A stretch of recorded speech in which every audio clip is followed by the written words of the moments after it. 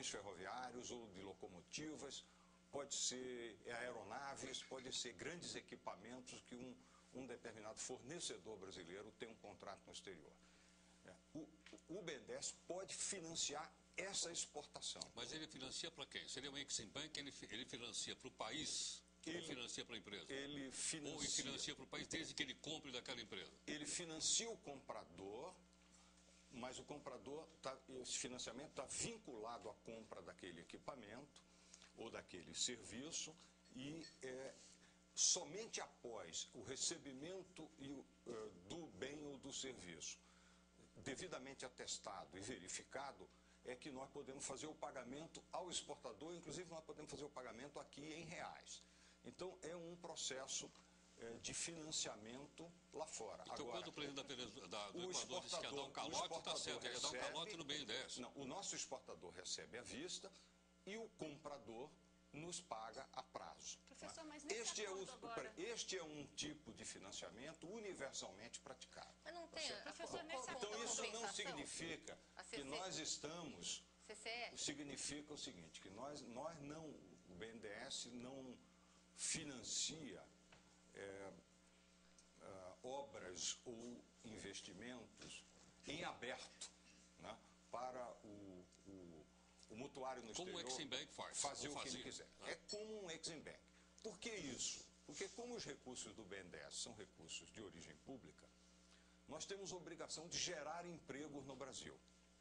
Não, a exportação de serviços gera emprego no Brasil. E até estudos feitos recentemente mostram que a exportação de serviços não apenas beneficia grandes empresas, mas beneficia também todos os fornecedores dessas empresas. Tá? Cerca de 3 mil empresas são beneficiadas pelas essas exportações de bens e serviços. Tá?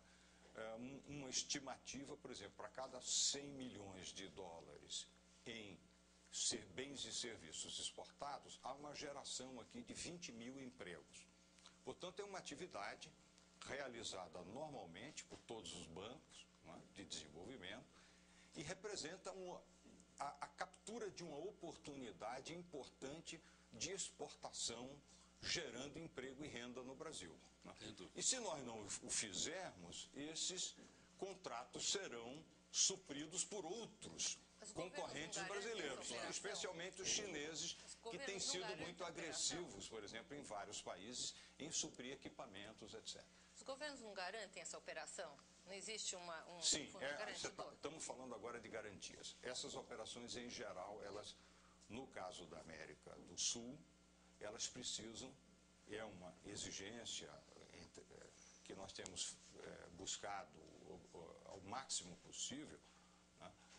No ano passado, 94%, por exemplo, foram cursadas num convênio chamado Convênio de Créditos Recíprocos entre os bancos centrais, chamado CCR. Esse é um convênio pelo qual todos os bancos centrais da ALAD garantem coletivamente os pagamentos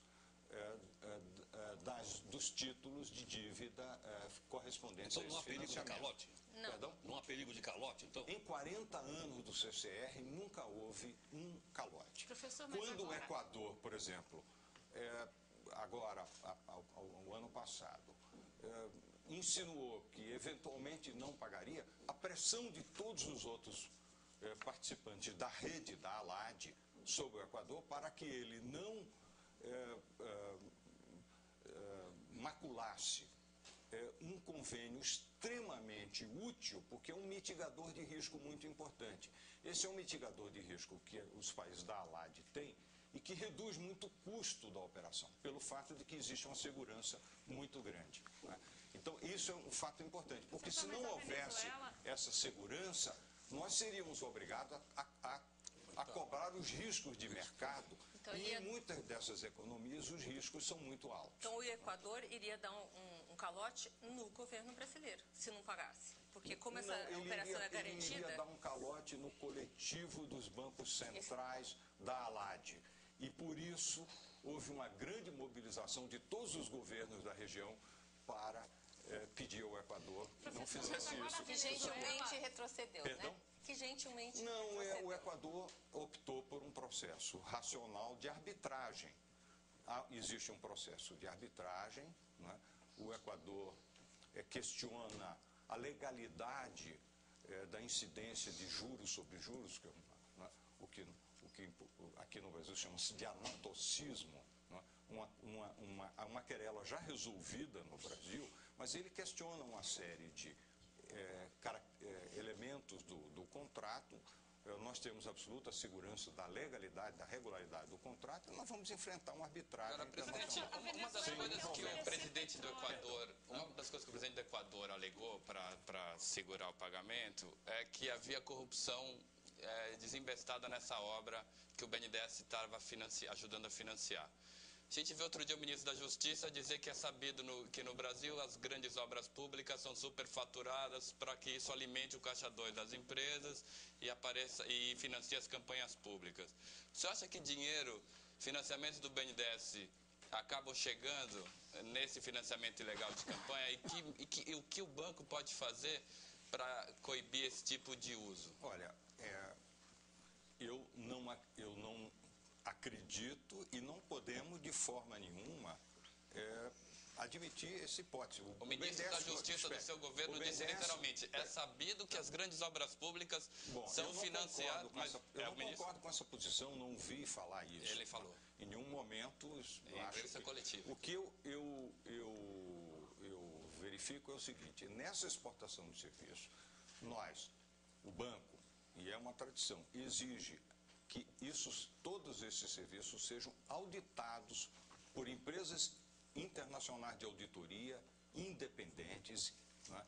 Isso seja devidamente registrado em autos, em relatórios, que sejam atestados e só depois da obra concluída ou o equipamento entregue devidamente auditado é que nós fazemos os pagamentos. Então nós tomamos todas as precauções para que esse tipo de fato não ocorra. Mas você acha que elas são Agora, suficientes? Porque há evidências de que não sejam. Se alguma coisa, irregularidade ocorrer e for apurada, eu serei o primeiro a utilizar todas as cláusulas de salvaguarda para reaver os recursos e ir à justiça obter o ressarcimento. Já aconteceu isso na história do BNDES? E a punição, né? Porque existem multas e punições para todo esse tipo, vencimento antecipado dos contratos. Quer dizer, nós não podemos, de forma nenhuma, tolerar ou admitir esse tipo de comportamento. O senhor esteve na Venezuela negociando aí um empréstimo para a PDVSA, que quer dar petróleo em garantia. O BNDES vai aceitar? Não é uma exceção perigosa? E assim, se eles não pagarem, o BNDES vai lá e tirar o petróleo? Veja bem, acho que é uma informação imprópria, né, na tua pergunta. Primeiro, essa hipótese de uma conta garantia em petróleo, né, existe em outras situações. Né, e ela pode ser um mecanismo desde que devidamente estruturada, ela pode ser uma boa garantia. Já foi feito antes, então? Ela é feita em outros casos, por exemplo. Não, o BNDES já fez antes. Já aceitou uma outra garantia que não fosse CCR? É possível aceitar uma outra. Mas não fez ainda. Seria a primeira vez. É possível aceitar, desde que seja uma garantia muito bem construída e uma garantia absolutamente sólida. Eu não sei se iremos caminhar, no caso da Venezuela, para essa. Aliás, isso é uma decisão que não nos compete. É uma decisão, se a Venezuela quiser estruturar um fundo com garantia em petróleo. Quando nós estamos falando, não é a entrega física de petróleo, é uma conta garantia, tem que ser uma conta escrow, uma conta blindada em que os recursos são depositados. Se existe liquidez e um recurso absolutamente certo para garantir o pagamento, ele pode ser um meio de pagamento ou um meio de garantia. Isso pode ser construído. Mas nunca foi feito ainda. Não, isso já existem contas garantia de diversas naturezas em vários casos e funciona perfeitamente, né? Isso não é um problema. Mas no caso específico do BNDES ainda não, seria uma primeira vez. O BNDES pode trabalhar com várias modalidades de garantia, entre elas a existência de conta garantia. Isso não é um problema, desde que seja uma coisa absolutamente bem construída e bem blindada, tá certo? Agora, No caso específico, nós estamos falando de projetos petroquímicos brasileiros na Venezuela. Como uma parte importante desses projetos serão exportados para o Brasil, tá? Os recebíveis dessa exportação a partir do Brasil, se tiverem contratos firmes e credíveis, esses contratos podem ajudar a garantir esses investimentos. Então, depende muito de cada caso. O BNDES tem grande experiência na construção de garantias, não é? Haja vista que o banco, em todas as situações em que teve algum tipo de problema, foi absolutamente capaz de executar com sucesso essas garantias e sair dos problemas, com sucesso, né? Então, eu confio totalmente na qualidade técnica e na capacidade de construir garantias. Agora, em geral, o que eu tenho dito é o seguinte, é que a grande esmagadora maioria dos contratos a nível da América do Sul tem sido feitos através do mecanismo do CCR, porque ele é um mecanismo muito confiável, né?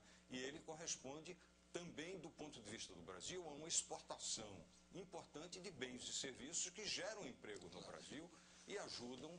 Isso vale para Cuba também, professor Luciano Martins? Vale para Cuba também esse mesmo raciocínio? Há financiamento? Sim, se vale, se tiver... E aí o garantidor seria o quê? Não o petróleo, como o caso da Venezuela? Não. Pode ser, ou pode ser Aí, no caso de Cuba, houve uma garantia pelo Fundo Garantidor de Exportações, o FGE, que é um fundo garantidor, né, do governo brasileiro, um fundo garantidor de exportação que existe há muitos e muitos anos, que garante exportações. Ele é mais caro, porque aí ele consulta o risco, o país, mas ele garante plenamente a operação. Então, existem maneiras de construir garantias. O importante que nós estamos falando é o seguinte, é que o Brasil tem uma estrutura de empresas em bens de capital importantes e em serviços de engenharia bastante competitivo. É até um dos resultados interessantes. Durante os 25 anos de baixo crescimento, de crise na economia brasileira, até pela falta de obras no Brasil, não é? A engenharia brasileira exportou serviços, se revelou muito competitiva nessa exportação de serviços, não é? Obtendo excelência e competitividade. E esta é uma oportunidade que está aberta, né? Desde que ela corresponda à criação de empregos no Brasil, ela é uma modalidade absolutamente... Os nossos telespectadores estão perguntando... Pois é, várias perguntas aqui a respeito de pequenas e médias empresas. Eu vou resumir aqui a preocupação da Luciana Seabra, que basicamente engloba as preocupações de várias perguntas que entraram aqui, de pessoas que estão participando com a gente no programa. Eles querem saber o seguinte, como essas pequenas e médias empresas poderiam obter recursos com taxas menores que o BNDES proporciona. E se essas pequenas e médias estão fora da proteção e elas são submetidas às taxas de juros altas dos bancos privados. Quer dizer, a proteção é dada só para as grandes empresas, as pequenas podem quebrar com esses juros altos. Como é que fica essa situação? Como que o BNDES pode interferir ou resolver ou atender? Essa é uma excelente pergunta, porque me permite explicar assim. O BNDES é um grande banco que tem uma única sede lá no Rio de Janeiro e não tem rede de agências. Então, ele depende de repassar, para atender pequenas empresas, ele depende da rede privada. Ele repassa recursos, cerca de 40% a 45% dos recursos do BNDES são repassados através da rede privada para atender especialmente pequenas e médias empresas. Nós sabemos, nesse momento, que há uma escassez terrível de crédito para pequenas e médias empresas. Nós estamos extremamente preocupados com isso. Então, eu queria separar aqui a minha coisa em dois pedaços. Primeiro, o BNDES foi muito feliz, alguns anos atrás, em criar o cartão BNDES. É um cartão de crédito empresarial para pequenas empresas. Esse cartão hoje chega a 250 mil empresas e ele tem... depois da crise, nós ampliamos o limite de crédito do cartão de 250 mil para 500 mil e aumentamos o prazo do cartão de 36 para 48 meses. Nós melhoramos as condições do cartão e baixamos o juro do cartão. Tá? Então, ele é um cartão que tem uma taxa final de 12% ao ano e ele é um cartão acessível. O que eu posso dizer para as pequenas empresas é o seguinte: peça no seu banco acesso ao cartão do BNDES. 12 mais e tem correção. se expandido, perdão? É 12% mais correção? Não. Só 12%. 12% tá. Nominal. Tá? 1% ao mês. Tá? É a taxa. E esse cartão é acessível a pequenas empresas. Então, nós estamos tentando ampliar ao máximo. O cartão está crescendo nesses primeiros meses de 2009, 100%, 90% em desembolsos do cartão BNDES. Então, esse é um ponto importante. Ano passado, para pequenas empresas, foram 9 bilhões de reais de desembolsos, para médias empresas, cerca de mais 11 bilhões. Então, algo como 19 bilhões para pequenas e médias empresas. É um número expressivo. Nós queremos aumentar ainda mais. Nós estamos muito preocupados com a questão do crédito à pequena empresa. Eu gostaria até de falar de algumas iniciativas que nós estamos trabalhando para melhorar o crédito a pequenas empresas. Ok, professor Luciano Coutinho, vamos fazer mais um intervalo. Nós queremos também lembrar você que nós temos aqui, estamos sendo acompanhados por 3 twitteiros que estão colocando na internet comentários sobre o programa, sobre a entrevista do professor Luciano Coutinho. São eles Charles Nitz, que é filósofo e jornalista, a jornalista Carolina Marcontes e o jornalista Cleison Barbosa. Até já!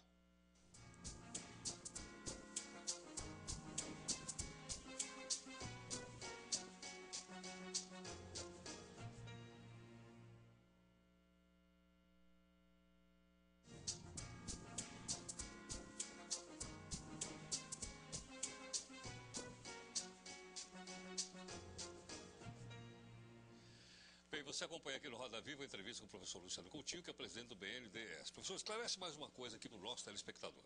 Se fala muito em aparelhamento das empresas estatais, que os partidos colocam as pessoas em cargos, são muitas vezes técnicos. Então, minha pergunta é o seguinte: tem político nomeado lá no BNDES? Os sindicatos nomeiam também representantes lá no BNDES? Ou o critério é pura e exclusivamente técnico, sem qualquer ingerência de partido ou de sindicato? Olha, vamos separar as coisas. Uma coisa é a diretoria e o corpo técnico do BNDES, outra é o chamado Conselho de Administração, que, como toda empresa ou grande banco, tem um Conselho de Administração. O Conselho de Administração apenas supervisiona as políticas e as estratégias de longo prazo das empresas. No Conselho de Administração do BNDES, há muitos anos, há vários governos atrás, se estabeleceu uma representação, de um lado, de patronal, e tem sido os presidentes de federações de indústrias de Rio e São Paulo, e centrais sindicais. Tá? Partido político não? Não tem partido político. Tem representação do trabalho e do capital, pelo fato de que existe um fundo de amparo ao trabalhador, então se criou essa representação, e o Conselho, em geral, tem ou pessoas de ilibada reputação, e a maioria são membros do governo. No caso do BNDES, como ele é um banco 100% público, não precisaria ter isso, mas isso é uma prática que vem de muitos anos. Né? Vem antes do atual Eles não governo. têm nenhuma interferência na concessão de Mas não empréstimo? há interferência. Essa é uma boa pergunta. Não há interferência. Por que razão? Primeiro, no BNDES, todos os processos são processos... Primeiro, o BNDES é uma instituição totalmente profissional até o nível de superintendente. Depois de superintendente, só tem os diretores. Os diretores são de confiança do presidente, então não necessariamente são funcionários de carreira. Mas até o topo da hierarquia do banco, todo mundo é funcionário de carreira por concurso público, não? Pessoas de excelente qualidade. E no processo de avaliação de qualquer apoio, isso passa por vários comitês colegiados e é discutido, todos os assuntos são discutidos exaustivamente. E isso é uma tranquilidade, é importante, porque nós estamos lidando com recursos públicos. Né? E eu posso dizer com muito orgulho que o BNDES é um banco cuja taxa de inadimplência é das mais baixas, inclusive quando comparado ao sistema privado. Quanto é, professor? A última estava em 0,15%. Agora, muito menos de 1%. É uma taxa muito baixinha. A inadimplência do BNDES, tá? É baixíssima, mesmo quando comparado a outras instituições de desenvolvimento no mundo. Isso mostra a excelência da análise técnica, a segurança da análise dos critérios de concessão. Presidente, o presidente Lula, semana passada, ele refez uma acusação contra algumas empresas, chamou de trambiqueiros os empresários que apostaram em alguns mecanismos financeiros no ano passado e perderam muito dinheiro. Apesar disso, o BNDES, de alguma forma, ajudou as 3 maiores empresas que declararam essas perdas, que foi a VCP, a Aracruz e agora na fusão da Sadia com a Perdigão. Eu queria que o senhor explicasse o porquê dessa diferença de opinião, já que o BNDES foi fundamental ali na compra da Aracel pela VCP. E agora também parece que vai ter um papel importante na fusão entre Sadia e Perdigão. A Sadia também é uma das empresas que mais perderam dinheiro com esses mecanismos, né?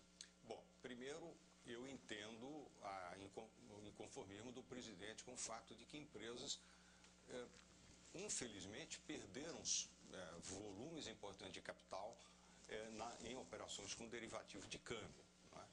Esse foi um problema sério produzido pela excessiva apreciação da taxa de câmbio, etc, etc. Não foi incompetência dessas empresas? Mas eu quero chamar a atenção o seguinte, eu expliquei isso publicamente em vários momentos, né?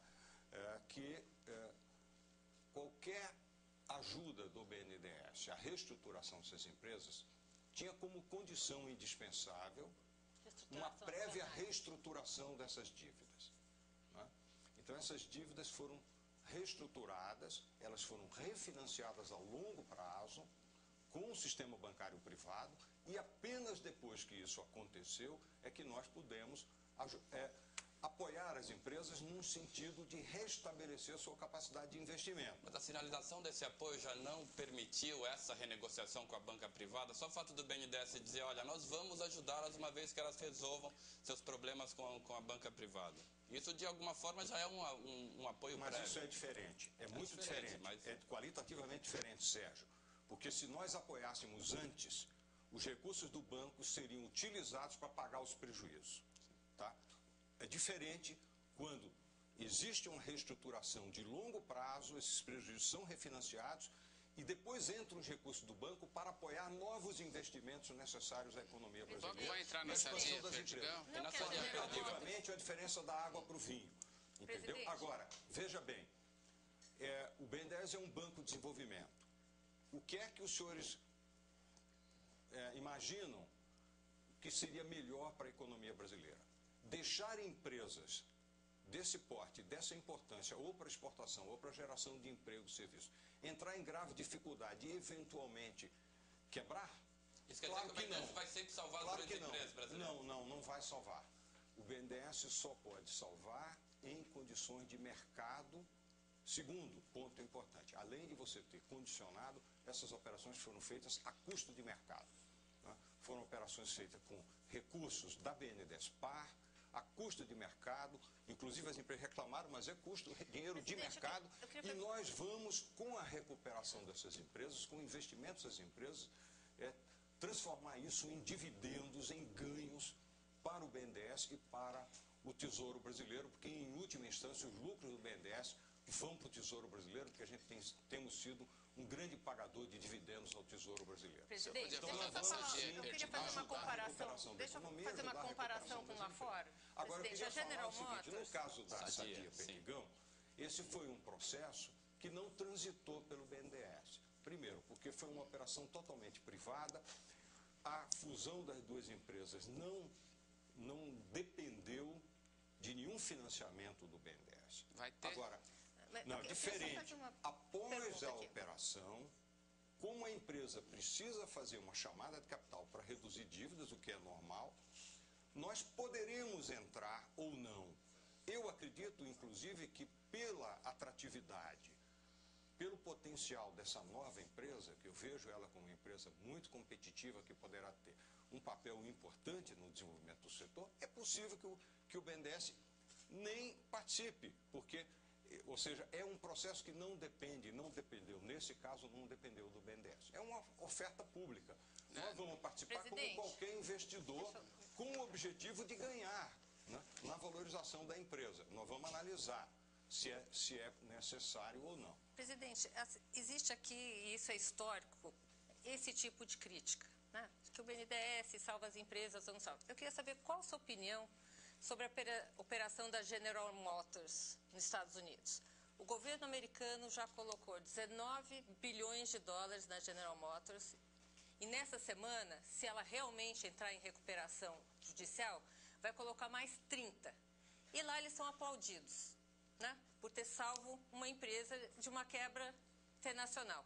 Aqui acontece justamente o contrário. Você pega uma empresa como a Sadia, que é uma empresa boa, bem estruturada, que enfiou o pé pelas mãos nessa operação de derivativos, entra, vamos dizer, ou não, o governo, o senhor está dizendo que não, que vocês não vão participar aí dessa operação do BNDES,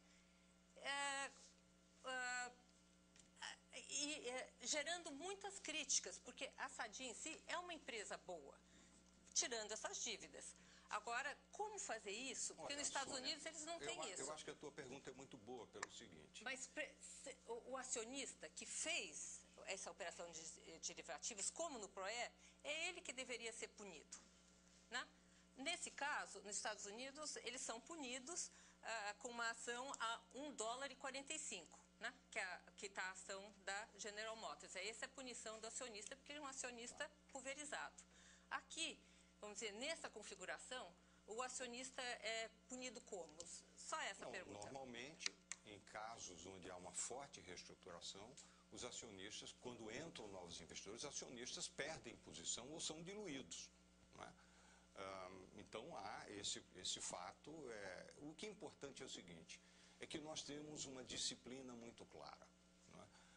Nós não podemos salvar o controlador que quebrou a empresa. Salvar a empresa. O que nós temos é que salvar a empresa. Agora, se a empresa tem uma situação em que o patrimônio dela é positivo, ainda há um valor residual que cabe aos controladores, né? E o mercado pode resolver essa solução, como no caso da Sadia, o mercado está demonstrando capacidade de resolver.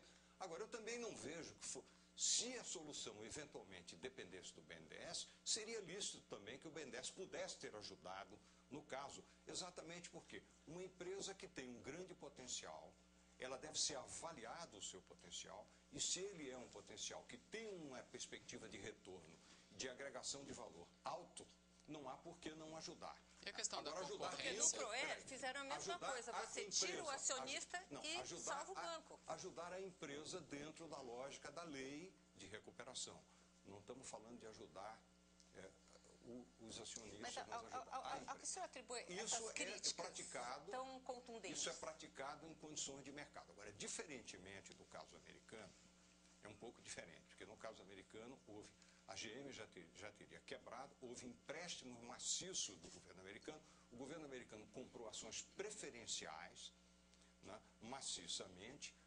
De uma certa medida, os americanos estão fazendo, o governo americano está fazendo política industrial em grande escala nessas operações. Uma interferência jamais vista. Inclusive, indo além um pouco digamos assim, da disciplina normal de mercados. Esta é uma opção política válida. Eu acho que é uma discussão que deve ser feita com toda clareza, tá certo? O que nós temos feito no Brasil, em geral, é seguir normas de mercado, seguir regras de mercado e seguir as normas de recuperação extrajudicial ou judicial de uma empresa dentro da lei, em que se busca salvar o ativo, né, especialmente quando esse ativo pode continuar gerando empregos, né.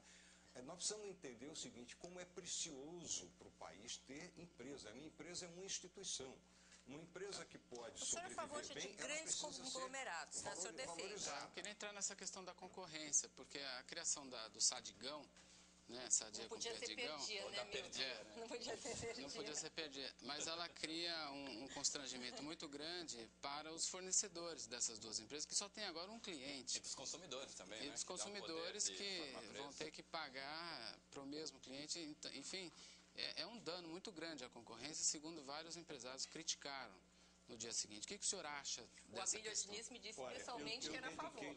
Eu dediquei grande comprador. muitos anos à defesa da concorrência. Então, se tem alguém que preza a defesa da concorrência, sou eu. Eu prezo muito a defesa da concorrência. Eu acho que essa operação Sadia Perdigão será examinada pelo Sistema Brasileiro de Defesa da Concorrência, pela Secretaria de Direito Econômico, pela Secretaria de Assuntos Econômicos do Ministério da Fazenda e pelo CAD, e será examinada rigorosamente. E existem remédios para isso. Não é? É preciso olhar onde estão as vantagens e mitigar os efeitos sobre a concorrência. E existem remédios para isso. É possível determinar uma série de intervenções. O segredo está no equilíbrio como essas intervenções são feitas. O que a lei brasileira de concorrência manda é preservar o interesse da concorrência com uma intervenção razoável, economicamente razoável e minimizadora, né, para não fazer além do necessário. Eu acredito que isso pode ser feito. O caso da Ambev não era mais complicado, professor? Perdão? O caso da Ambev não era mais complicado? Hoje em dia existem reclamações de gente reclamando da concorrência. Existe. Da Dona Ambev? de bar sofre bastante. Olha, na verdade nós temos reclamações de um lado e reclamações do outro, né? Na verdade eu não quero avaliar, porque faz tempo, infelizmente faz 2 anos que eu não olho dados de mercado, etc. Mas até onde lá atrás eu olhei, né, por exemplo, um concorrente muito forte, que era pequeno, da Ambev, cresceu de forma muito vigorosa após a criação da Ambev. Não é? Eu não vou dizer o nome, mas vocês sabem qual é. Então você tem uma concorrência e tem fricções de concorrência no setor. Outra coisa que nós temos que levar em conta é também a essencialidade, a elasticidade da demanda, a sensibilidade a preço. Existe uma série de avaliações técnicas que precisam ser feitas em cada caso. Agora, eu estou de acordo com o seguinte, é preciso preservar a concorrência, o consumidor, principalmente, precisa ser protegido. Eu acho que, nesse caso, as empresas estão preventivamente impedidas de aglutinar toda a sua operação comercial até que o CAD possa avaliar. O CAD tem competência para fazer essa avaliação? O CAD tem competência para mandar, até para proibir, como, por exemplo, no caso da Nestlé Garoto, foi uma decisão radical que proibiu. Né? O CAD tem competência legal para determinar as soluções que considerar adequadas. Professor Luciano Coutinho, a gente vai fazer um intervalo rapidamente. Eu queria que o senhor respondesse para o nosso telespectador, porque ficou aqui na minha mão. O senhor vai ser o futuro presidente do Banco Central quando o Henrique Meirelles sair agora em setembro?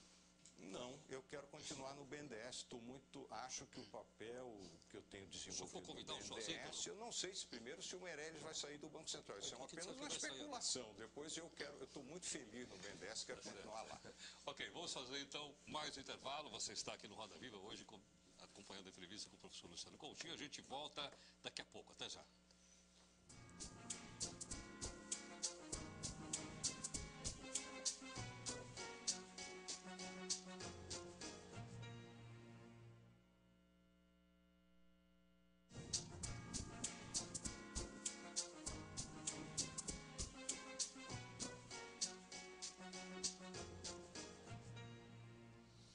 Nosso convidado de hoje aqui no Roda Viva é o presidente do BNDES, o professor Luciano Coutinho. Professor, explica uma coisa, os ambientalistas estão preocupadíssimos aí com a tentativa de mudança da legislação.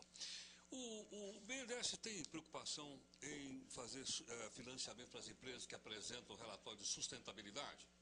Por exemplo, as hidrelétricas estão aí, agora o pessoal quer instalar algumas usinas geradoras de energia a partir de carvão. Qual é a preocupação que o BNDES tem com essa área? Eu te digo que é uma preocupação total. O BNDES só financia projetos, e até porque nem poderia ser diferente, porque a lei assim exige, que tem licença prévia e licença de instalação. Né? Nós só podemos contratar com a licença prévia, nós só podemos desembolsar qualquer recurso com a licença de instalação. Né? Então nós cumprimos totalmente. Mas nós vamos além disso. Nós buscamos trabalhar com as empresas cláusulas de sustentabilidade ambiental. Nós temos ativamente procurado induzir em vários setores compromissos e temos trabalhado junto com o Ministério do Meio Ambiente, desde a gestão da ministra Marina Silva, no sentido de induzir práticas de sustentabilidade ambiental em vários setores que o banco tem apoiado. Mais recentemente, Heródoto, eu criei no banco uma superintendência dedicada à questão da sustentabilidade ambiental, dedicada ao meio ambiente. Nós elevamos para o nível mais alto de direção do banco a questão ambiental. Até porque o banco foi honrado pela confiança do governo e de doadores internacionais para ser o gestor do Fundo Amazônia. É um grande fundo de doações internacionais, já tem US$ 1 bilhão de doações acumuladas, e nós vamos começar nesse ano...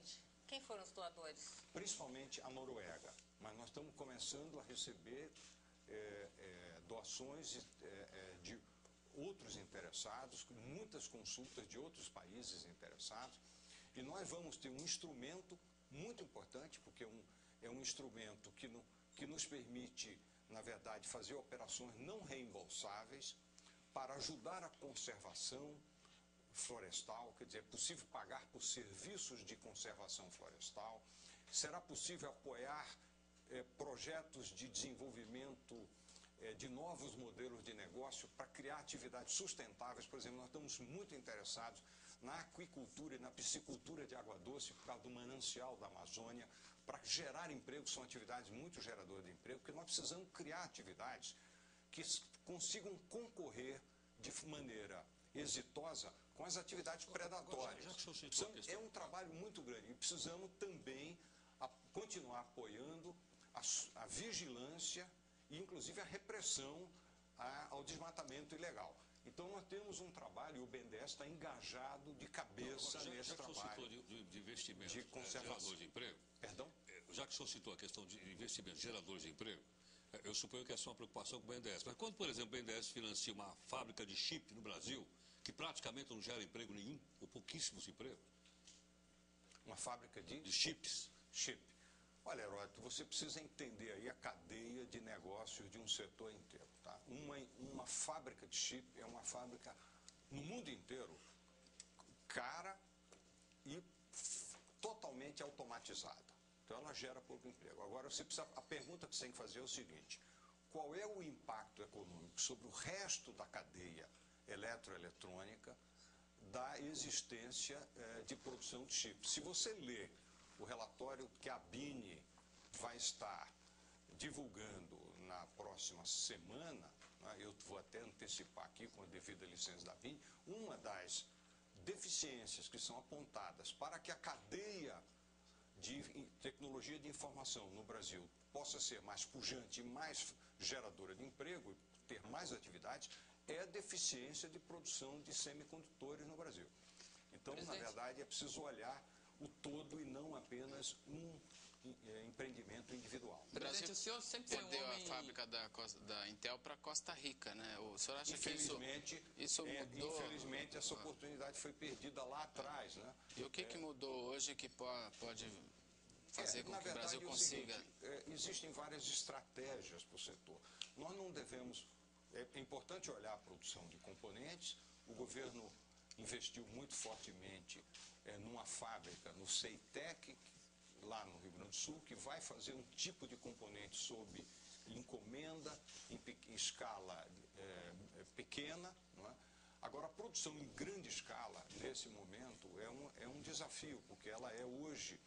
As fábricas custam nada mais nada menos do que 3, 4 bilhões de dólares. São fábricas muito grandes e elas têm que olhar o mercado global.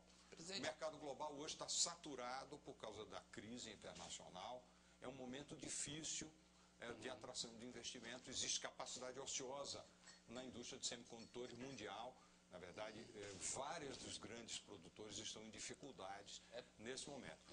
É uma tarefa. Agora, eu acredito o seguinte: a longo prazo, se o Brasil quiser se desenvolver, nós precisamos ter uma estratégia de longo prazo para as tecnologias de informação. Uma estratégia abrangente.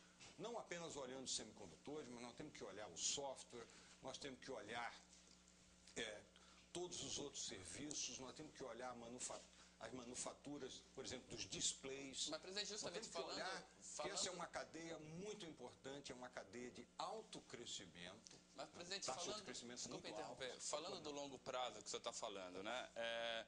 E o senhor, agora falando do crescimento brasileiro, o senhor disse, olha, ano que vem vamos nos reter ao mercado interno, porque é onde a gente pode crescer nesse momento de crise. O que significa que o Brasil, o senhor está admitindo que o Brasil vai perder mercado exportador, já dando de barato esse fenômeno. O senhor não acha que falta uma política de longo prazo ao Brasil? O senhor que já se dedicou bastante a isso, o senhor não acha que falta uma estratégia de longo prazo? Então vem uma crise, vamos abandonar o mercado externo, as empresas que fizeram esforço para ganhar esses mercados vão ter que se contentar, redirecionar sua produção. Não falta essa estratégia de longo prazo? Te agradeço essa pergunta, porque eu não posso estar mais de acordo com isso. Nós temos que voltar a ter política Você não está no governo, por que esse governo não tem uma estratégia de longo prazo? Tem sim, aí é que você se engana. Nós lançamos uma política de desenvolvimento produtivo que nós estamos reavaliando. Porque E você, faz um espera aí, ano sem resultado da mas política, você né? está com uma visão de curto prazo, Denise. Aí é que está. Mas um ano Não, mas é o seguinte, nós lançamos a política e veio uma séria crise logo depois. Tá? Isso significa que a gente deve abandonar a política e jogar a toalha? Não, ao deve contrário. acelerar, e não aconteceu Não, isso. significa que nós devemos reavaliar e perseverar nas políticas. E qual é a política? Nós temos que olhar a longo prazo. O Brasil não pode abandonar nunca o mercado externo. O mercado externo é que nos abandonou agora por causa da contração global. Mas abandonou a China, mas nós por exemplo, temos, não, que nós tem essas temos que estratégias. pensar Professor, as numa empresas política de brasileiras estavam desenvolvimento perdendo o mercado externo competitivo antes da da economia crise. brasileira e nós temos que pensar a longo prazo o desenvolvimento do Brasil. Eu acho que esse é um ponto muito importante. O Brasil, depois de 2 décadas e meia em que não se conseguia pensar a longo prazo, retomou fundamentos reais que nos permitem voltar a pensar a longo prazo. Por quê? Nós estamos ultrapassando uma crise dramática na economia mundial. Uma crise muito forte. E a economia brasileira passou por esse teste de estresse, eu diria brilhantemente. Em poucos meses, nós já estamos habilitados a ir recomeçando o crescimento da economia. Posso fazer uma pergunta com relação a que nós isso? temos hoje, sim, não só condições, mas obrigação em pensar a longo prazo. Era difícil pensar a longo prazo quando tínhamos hiperinflação. Era difícil pensar a longo prazo quando nós tínhamos já tínhamos conquistado a estabilização, mas a estabilização foi conquistada com alta vulnerabilidade cambial que nos produzia crises a cada momento. Agora nós superamos, a partir de um trabalho continuado de políticas econômicas, no plano fiscal e no plano monetário. É aí que eu queria chegar. Consolidamos a política macroeconômica. Agora sim, nós temos que pensar a longo prazo. Presidente, Eu desafio, e o BNDES tem estado profundamente engajado em pensar a longo prazo. Nós estamos revisando todas as nossas estratégias. Nós tivemos, obviamente, um recuo na taxa de investimento. Nós temos que recuperar o investimento no Brasil, fazer com que a taxa de investimento e poupança do país Professor, mas volte aí a dá crescer. 25% do dinheiro do BNDES esse ano para uma só empresa, para a Petrobras, não é um pouco contra essa questão do investimento? Não, porque não. de 100 bi, 25 é da Petrobras. Não, primeiro nós vamos muito mais, os 100 bi é sem a Petrobras.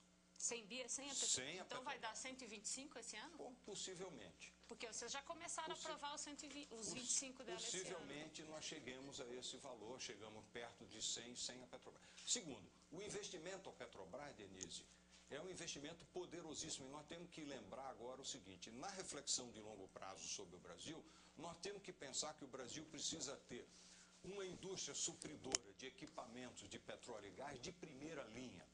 Nós temos que desenvolver estaleiros, nós temos que desenvolver capacidade industrial em bens de capital, em equipamentos, em softwares, em sistemas de automação, em metalurgia de alta Até que ponto a política monetária afeta o seu longo prazo? Nós temos oportunidade de ouro. Professor, Diferentemente de outros países petroleiros, nós temos simples. oportunidade de transformar o programa de investimento da Petrobras em um grande programa de política industrial. Então é absolutamente válido, porque além de financiar a Petrobras, nós vamos financiar também a cadeia fornecedora da Petrobras. Tem uma pergunta bem simples. Uma pergunta bem simples. É o seguinte, como garantir uma política de longo prazo quando os governos são de curto prazo?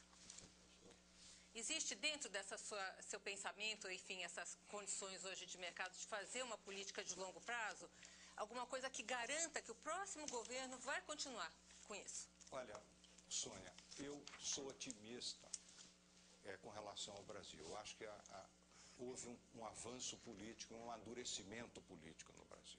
Tá certo. Eu não vejo, entre todas as alternativas presidenciais, nenhuma que não admita e que não esteja propensa a voltar a pensar o desenvolvimento do país a longo prazo. Ao contrário, eu acho que é natural que qualquer que seja a alternativa, caminhemos para uma perspectiva de longo prazo. O que eu acho, sim, é que o debate político brasileiro está muito empobrecido, inclusive na imprensa. A questão do terceiro mandato, o senhor está se referindo? Eu me incluo nisso também. A questão da discussão do terceiro mandato? Nós temos que discutir, como intelectual, acho que a intelectualidade brasileira, né, eu estou sobrecarregado pelas minhas atividades cotidianas no BNDES, mas eu acho que isso não me exime de participar de um debate de longo prazo. Eu acho que o Brasil precisa retomar uma discussão a sério a respeito das suas estratégias de desenvolvimento. Por exemplo, quem garante a continuidade? Esse é o grande problema do Brasil. Há 20 anos que acontece a mesma coisa. Existe um esboço de uma política industrial. O que garante é o seguinte, os fundamentos econômicos hoje, objetivamente, são muito melhores, graças a um acúmulo de forças que vem desde o governo Fernando Henrique, veio e continua no governo Lula. O Lula deu continuidade para as políticas do É um governo que manteve as virtudes, não é, das políticas, e esse processo acumulou capacidade no Brasil de ultrapassar essa crise. A possibilidade que a gente tem de ultrapassar essa crise com sucesso nos autoriza a pensar o seguinte: esse é um país que pode efetivamente, objetivamente, poder pensar a longo prazo. E nós temos que relembrar as lições importantes. O senhor podia falar, fazer uma reflexão sobre a questão dos juros, isso foi professor? compreendido, né? Sônia, o meu otimismo vem da análise política. Eu não vejo no cenário político uma hostilidade, ao contrário, eu vejo um campo fértil para que o Brasil retome um debate a respeito do seu desenvolvimento e discuta em profundidade qual é o projeto de desenvolvimento que queremos para o país. Ok, professor Luciano Coutinho, nós temos uma pergunta telespectador aqui. Existe uma preocupação muito grande das pessoas fazendo o seu comentário da nossa enquete aqui, é o seguinte, que como é que o BNDES acompanha essa aplicação do dinheiro? Quer dizer, faz todo um programa de controle da sustentabilidade. O Fábio, por exemplo, de Ribeirão Preto, pergunta quais os controles de sustentabilidade ecológica, ambiental, e se, no entanto, não existe um acompanhamento de como aplicar, o que eles fizeram com o dinheiro e como é que isso foi aplicado? Olha, existe um acompanhamento dos pequenos projetos, é feito por amostragem, porque são muitos, dos grandes projetos, todos os grandes projetos são acompanhados. Agora, nós contamos com a sociedade para nos alertar. Nós contamos que qualquer cidadão brasileiro que esteja vendo a transgressão de um processo ambiental, que nos comunique, porque o BNDES tem cláusulas que determinam que a transgressão dos compromissos assumidos em contrato seja objeto, inclusive, no limite de vencimento do contrato. Então, nós temos interesse, sim. É uma coisa que me preocupa muito, o fato de que nós ampliamos muito a escala do banco. O banco realizou no ano passado cerca de 210 mil operações de crédito, com 2 mil funcionários. É um volume muito grande de operações de crédito, que nós temos que acompanhar, e é difícil acompanhar, porque também nós temos que ser uma instituição eficiente. Então, nós contamos com a sociedade civil para nos alertar, contamos com as organizações da sociedade, com sindicatos, etc. E a gente tem buscado receber, e nós temos uma ouvidoria aberta, e eu, pessoalmente, mande um e-mail para presidência@bnds.gov.br, que eu vou dar atenção a todo e qualquer processo nessa linha. Professor Luciano Coutinho, muito obrigado pela entrevista, pela sua participação aqui conosco no Roda Viva, nessa nossa edição. Muito obrigado. Muito obrigado também aqui aos nossos colegas, os jornalistas que participaram conosco aqui dessa entrevista. E eu gostaria de lembrar que as perguntas foram feitas por e-mail, aquelas que porventura não forem respondidas serão encaminhadas ao nosso convidado de hoje. Quero lembrar a você também que o Roda Viva é apresentado toda segunda-feira ao vivo, na internet, às 6h30 da tarde, e pode ser visto também na íntegra, sem edição e sem corte, às 10h10 da noite aqui na nossa TV Cultura. Boa noite, ótima semana para você e, mais uma vez, obrigado pela sua audiência. Até mais. E obrigado também. Não sei se eu posso ainda agradecer. Obrigado aqui a Sônia, ao Milton, ao Sérgio, a Denise e a Carmen. Heródoto, muito obrigado. Foi um prazer muito grande participar aqui do Roda Viva. Muito obrigado, professor.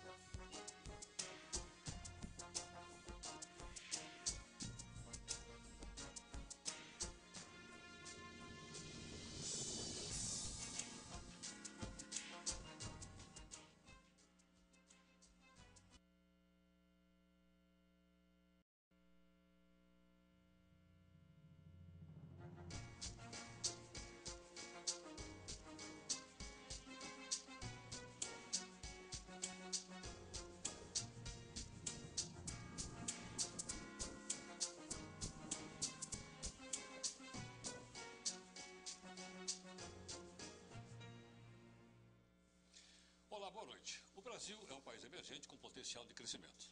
Mas para a economia crescer, são necessários investimentos. Dinheiro que não vem necessariamente só do empresariado.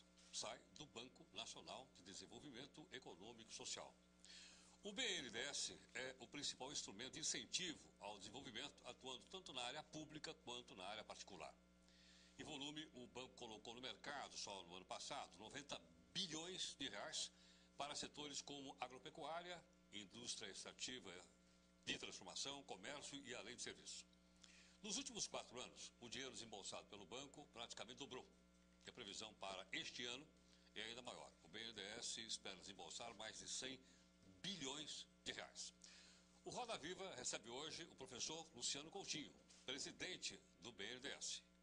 E você vai ver a entrevista em 30 segundos.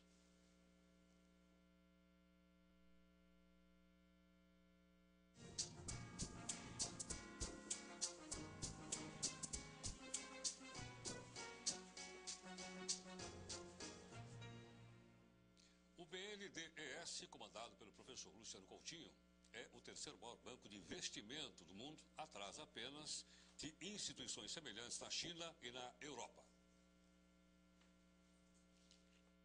Luciano Galvão Coutinho nasceu no dia 6 de setembro de 1948, em Recife.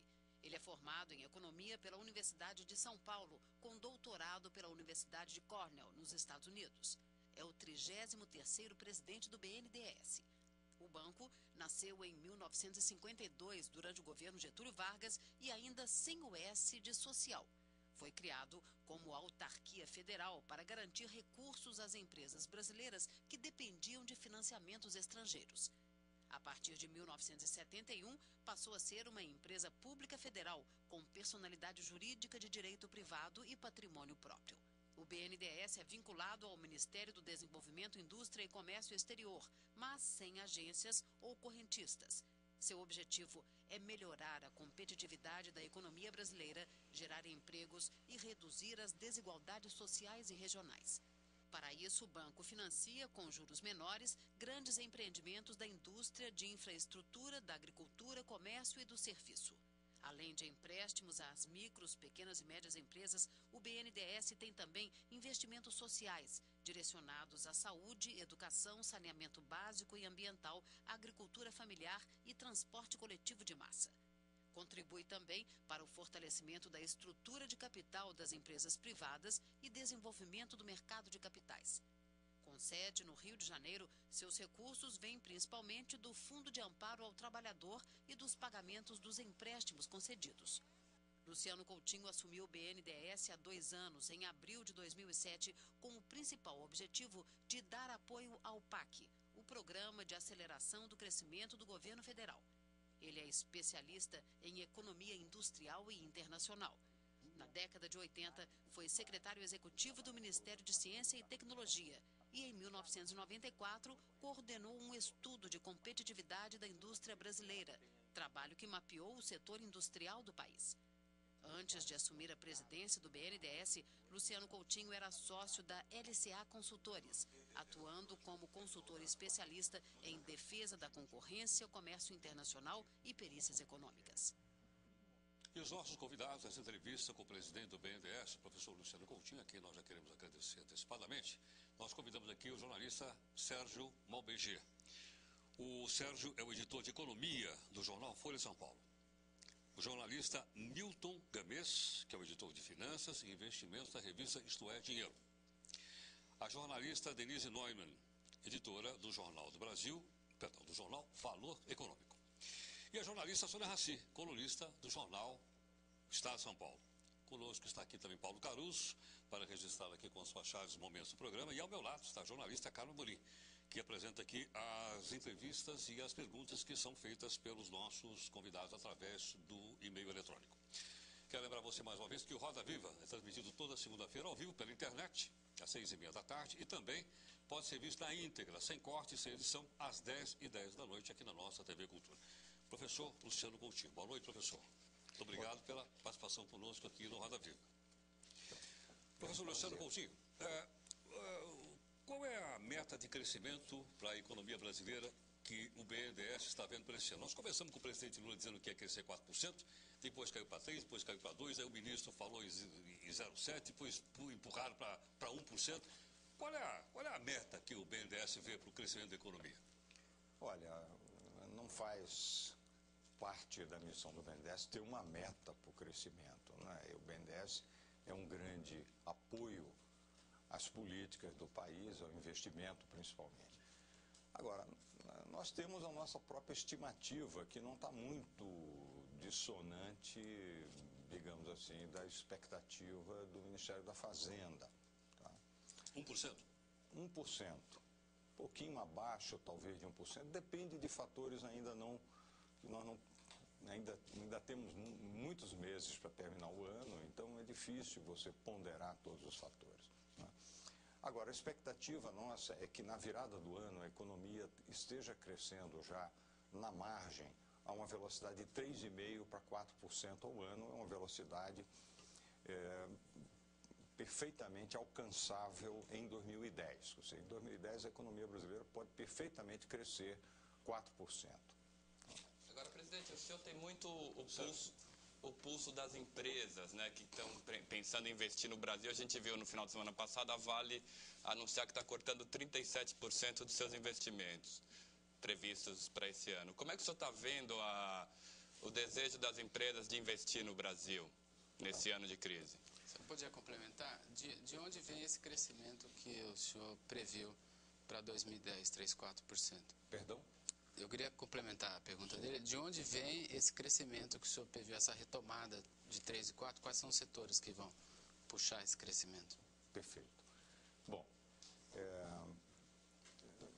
eu creio que, primeiro, vou falar um pouquinho dos investimentos, né? Eu acho aqui uma certa dificuldade de entender uma coisa importante no Brasil. Eu acho que o Brasil tem fundamentalmente dois grandes blocos de decisão de investimento.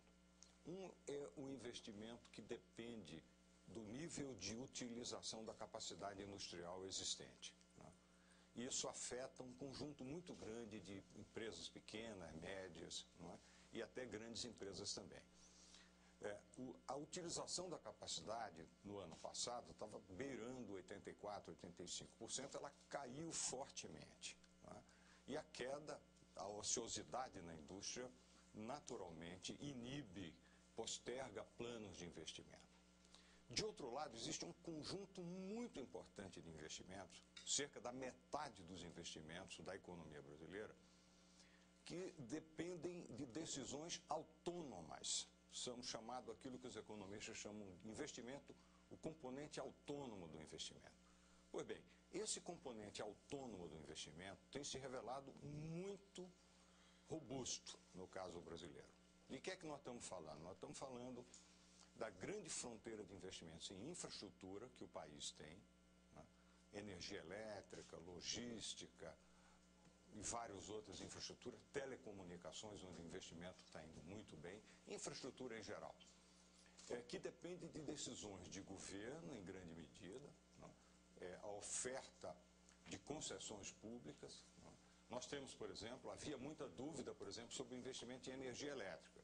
O investimento em energia elétrica está marchando firmemente, as usinas do Rio Madeira estão sendo construídas e o governo vai oferecer Belo Monte, que é um empreendimento enorme de quase 11 gigas de energia, né? E já existem planos para um novo grande complexo no Rio Tapajós, ou seja, existem decisões de investimento necessárias em infraestrutura. A nossa infraestrutura de logística, em ferrovias, rodovias, precisa de investimentos. Os investimentos são não só necessários, como correspondem à demanda reprimida, e esses investimentos têm uma taxa de retorno muito alta. Né? Mesmo em condições... Esses investimentos de autônomos. Perdão. Só uma curiosidade, talvez, para o telespectador entender melhor.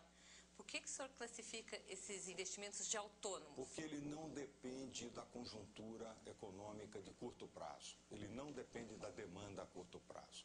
Ele depende de um cálculo econômico de longo prazo. Né? São investimentos que têm como referência o crescimento esperado médio da economia nos próximos 10, 15 anos. Então, esses não foram afetados também nesse começo de ano, foram? Não foram. Não, eles não foram afetados. O que eu estou chamando a atenção é que o Brasil tem hoje uma fronteira de investimentos em infraestrutura muito grande. Tá? Então, esse é um pedaço. O outro pedaço é a Petrobras. A Petrobras tem um programa de investimentos de grande escala. Talvez, dentre as grandes empresas de petróleo no mundo, seja a empresa que tem um programa de investimento fixo maior nos próximos 5 anos. São 170 bilhões de dólares aproximadamente, programa que está sendo executado. Né? Então, este conjunto de grandes investimentos, né, autônomos, não entra na conta quando você olha a queda da formação de capital, a postergação de planos de investimento. Agora, então, por olhar esses 1%, pela conjuntura. então. Bom, mas deixa eu terminar o 1%? raciocínio. Então, eu digo assim, este é um fator importante de sustentação da economia brasileira, esses investimentos. Quando a gente olha o resto, né, você vê efetivamente houve uma queda dos investimentos, mas eu acredito que os investimentos irão voltar. Por quê? Porque o mercado interno brasileiro foi preservado nessa crise. Aqui eu estou respondendo ao Milton. Né? O mercado interno foi preservado, embora nós tenhamos assistido uma queda no emprego em outubro, novembro, um pouco ainda em janeiro. Né? A queda do emprego foi revertida. Em março houve um pequeno aumento e em abril um aumento importante do emprego, 106 mil empregos criados. Revelando que o Brasil é uma das primeiras economias a reverter a queda do emprego, em primeiro lugar. Segundo lugar, a renda, a massa salarial, por conta desse fator, foi protegido também porque houve aumento real do salário, houve aumento real da renda previdenciária, de tal maneira que o mercado interno brasileiro, em larga medida, foi preservado. Nós estamos vendo, por exemplo, as vendas no varejo reagindo muito bem, as vendas em supermercados sendo sustentadas, demonstrando um vigor muito grande do mercado interno do Brasil. Por que e isso a expectativa acontece, é que o mercado, então, que a manutenção, a sustentação da renda e do mercado interno permita a retomada do crescimento do consumo de uma maneira mais moderada, e o crescimento do consumo interno irá ocupar novamente a capacidade ociosa das empresas.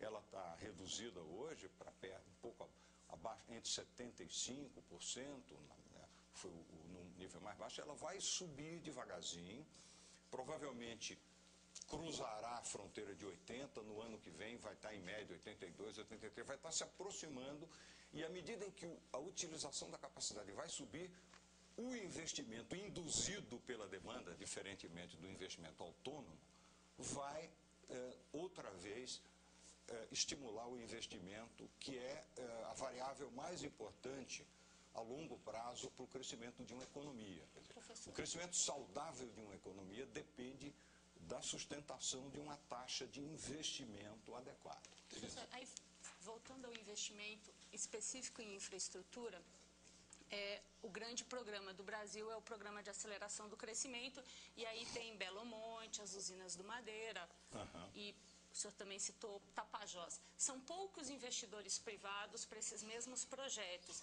E existe um problema de garantia de crédito. Esses investidores, eles não têm garantia suficiente para poder tomar o crédito que o próprio BNDES vai emprestar. O BNDES pode mudar as exigências de garantia de crédito para facilitar esses investimentos? Nós podemos estudar medidas de mitigação do risco. Quais? Por exemplo, existe um fundo garantidor que precisa ser regulamentado. Eu até tive uma conversa nesse sentido na sexta-feira passada com o ministro Guido, para nós acelerarmos a regulamentação do fundo, né? E esse fundo é necessário como um dos mitigadores importantes para o processo de garantia. Você sabe... Fundo garantidor para grandes obras, desculpe, presidente. É um fundo garantidor que tem alguma especificidade desse para fundo? o setor elétrico, em geral para obras grandes que demandam, obras cujo período de investimento é longo, então são obras de grande escala, são obras onde podem acontecer imprevistos as mais diversas, desde geológico, desde imprevisto de engenharia. É normal no mundo inteiro que esses projetos tenham garantias. Aqui, mais especificamente, adiantar um pouco que tipo de mudanças podem ser feitas nessas garantias? O que são essas medidas mitigadoras? Olha, uma delas, uma importantíssima, é a regulamentação do fundo garantidor, tá certo? Porque ela é um elemento importante. Deixa eu fazer uma lembrança aqui, que a indústria mundial de seguros foi seriamente afetada pela crise, tá certo? Pela crise internacional. Então, o custo dos seguros, o tamanho dos seguros de performance, de completion, como se diz, para proteger obras, foi afetado no mundo inteiro, não é? Então, é necessário que tenhamos um fundo que possa suprir essa fragilidade hoje da oferta de seguros e do custo de seguros, de um lado.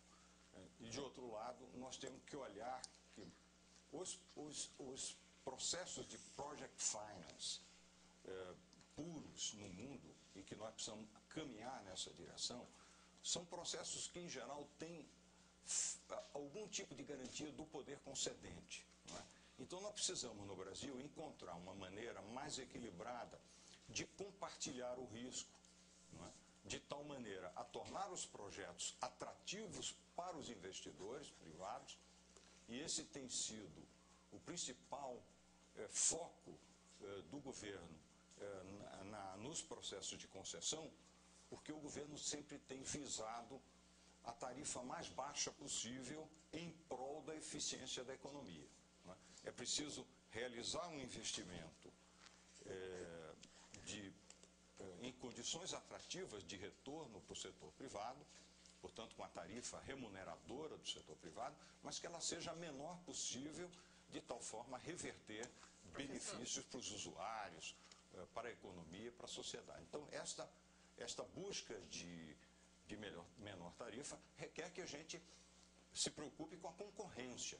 Então, é preciso que esses leilões sejam concorridos, que existam consórcios disputando de forma renhida, né, de tal maneira a ter um bom resultado.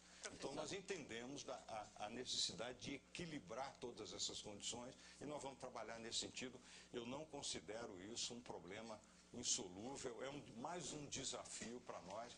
Nós certamente vamos encontrar uma boa solução para ele. Professor, eu queria mudar aqui um pouquinho de assunto e falar sobre a caderneta de poupança. Queria saber a sua opinião como economista dessa proposta, dessa medida que o governo anunciou para a mudança e acomodar aí essa indexação dessa taxa de juros para a poupança, né? Porque, na minha opinião, o governo não teve coragem de realmente tentar solucionar esse problema, que seria fazer alguma mudança mais estrutural na fórmula, condizente com a atual cara da economia, com a atual realidade da economia, e fez uma coisa aí meio termo. O que o senhor acha dessa proposta do governo? Eu acho que você está levantando um ponto interessante, muito interessante, o seguinte: nós estamos num momento muito especial na economia brasileira. Nós estamos chegando a um nível de juro real de curto prazo, a Selic em futura, de um ano, que é o máximo que o mercado tem referência, próximo de 5% em termos reais. Nunca antes na história desse país? Nos últimos 25 anos, não. Nos últimos 25 anos, nós nunca tínhamos conseguido chegar a uma Selic tão baixa. Né? Ocorre que o Brasil tinha uma espécie de um juro, que era o juro da poupança, que era uma referência mínima de juro para a população. E nós estamos chegando num momento muito saudável em que o juro real do Brasil está caindo. E eu quero que caia ainda mais. Né? E essa queda do juro vai desafiar alguns paradigmas. Um deles é o juro mínimo assegurado à poupança, outro é o juro mínimo que está embutido nos planos de remuneração dos planos previdenciários. Da economia brasileira. Existem alguns pontos. Mas é importante, Sônia, é o seguinte, que esse debate seja um debate feito de maneira muito clara na sociedade, não? Porque o quê? A oposição quis fazer uma espécie de terrorismo, dizendo que o governo estava se preparando para expropriar as pequenas contas de poupança, de uma visão muito míope. Né? Ao invés de discutirmos seriamente como que nós caminhamos para um juro real mais baixo. Por exemplo, essa discussão foi interrompida pela própria medida. Eu acredito que o juro real de longo prazo do BNDES pode vir a ser mais baixo e deve vir a ser mais baixo. Né? Durante anos e anos e anos, o BNDES, os economistas, especialmente no exterior, nos acusaram de praticar um subsídio no juro. Mas se eu comparo o juro real oferecido do BNDES lá na ponta com o juro oferecido na China, na Coreia, nos Estados Unidos, na Europa, ele é um juro ainda alto, porque refletia um padrão histórico de juro distorcido no Brasil. Por que o governo não enfrenta isso de frente? Eu acho que nós temos que enfrentar isso, nós temos que caminhar para uma discussão. Mas essa é uma discussão que ela precisa consultar amplamente a sociedade. Foi o terrorismo da oposição que impediu essa... Não foi o terrorismo só da oposição, mas eu estou dizendo o seguinte, é preciso discutir seriamente e não simplesmente de uma maneira fazer professor, essa discussão vai se dar no Congresso a respeito disso. Professor, nós precisamos discutir isso, o seguinte, esse é um problema muito sério. O Brasil teve durante muitos anos uma estrutura de juro totalmente distorcida. E chegou o momento da gente pensar a longo prazo como reduzir o patamar real de juros no país. Agora, a oposição ela teve uma reação política e o governo teve outra reação política. Não foi uma reação técnica. Essa proposta não é uma proposta técnica. O governo propôs uma solução que é eficaz. O senhor considera justo? É uma solução que é eficaz. É uma solução seguinte, que protege o rendimento das contas de poupança da grande massa, não é? E através da tributação, que é um instrumento clássico disso. Então, o senhor acha justo tributar quem tem 50 mil? O risco de que aconteça uma migração em grande escala de outros ativos financeiros para a poupança. Se a economia brasileira for bem, então, através do instrumento tributário, isso é perfeitamente aceitável, é uma solução técnica. Mas o senhor considera justo tributar isso a partir de 50 mil reais? Uma pessoa, às vezes, que vendeu uma casa, por exemplo, colocou dinheiro na poupança, tem mais do que 50 mil reais. Isso não a torna uma especuladora, uma pessoa rica, né? Ou podre de rica. E, no entanto, o governo veio com esse número mágico de 50 mil. O limite não é 50, o limite é a partir de 50 mil reais. O senhor acha justo essa decisão? O que está em jogo é o rendimento obtido a partir de um certo limite que, na verdade, um valor muito pequeno comparativamente à taxação em outros ativos. Luciano Coutinho, nós temos uma pergunta do telespectador antes do intervalo. Aliás, várias perguntas que convergem para a questão da educação. Por que o BNDES não investe mais em educação? E também surgiram aqui várias perguntas. Essa pergunta sobre educação, João Teles de Aguiar, que é de Fortaleza, Ceará. Agora, também várias perguntas, chegando que eu resumi aqui em duas pessoas que enviaram para a gente, o Hélio Silva, de São Paulo, e o César Augusto Barroso Serpa, de Curitiba, Paraná. perguntando se o BNDES vai financiar projetos de infraestrutura na Venezuela e em outros países da América Latina. Por que não investir aqui no Brasil? Dar prioridade aos investimentos aqui no Brasil. São duas perguntas importantes. Porque eles chegaram com assim, várias perguntas com esse foco, entendeu? Na educação e nos investimentos em outros países e não aqui no Brasil. Tá, muito bem. Bom, primeiro sobre educação. Primeiro, o BNDES tem se preocupado muito com investimento em educação e nós temos apoiado, e estamos até procurando apoiar o setor privado na educação, porque o setor público, enfim, todo o sistema público de educação, nós não podemos, por todas as regras fiscais, emprestar para a própria União ou para o próprio sistema público. Né? Podemos emprestar para estados, mas os estados têm priorizado, no caso do BNDES, os créditos para infraestrutura.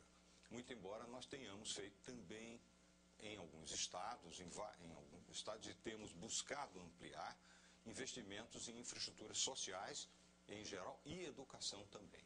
Né? Temos apoiado também, por exemplo, de maneira muito intensa, o sistema, por exemplo, o SENAI. Vamos apoiar agora o sistema SENAT. São sistemas de treinamento profissionalizante que o BNDES tem buscado emprestar e apoiar.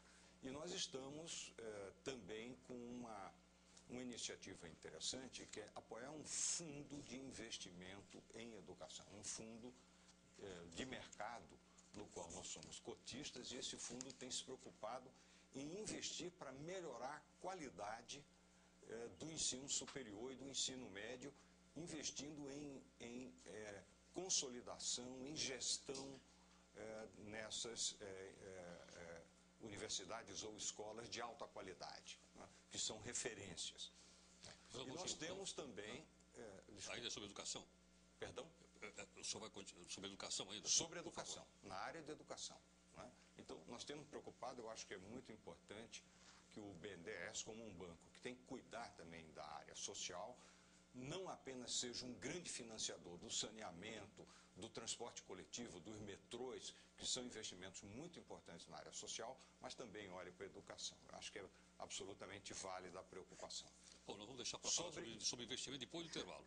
Vamos fazer o intervalo, depois a gente vai voltar com essa pergunta. Sobre a Venezuela. Exatamente, Venezuela e outros investimentos. Nosso intervalo aqui, eu gostaria de lembrar você que o Memória do Roda Viva está à sua disposição. É só você entrar aqui no nosso site, que é o tvcultura.com.br/Roda Viva. Você tem lá o conteúdo todo do nosso arquivo, você pode também mandar suas perguntas, suas críticas, enfim, aquilo que você acha que é relevante aqui para o programa. A gente volta em instantes. Até já.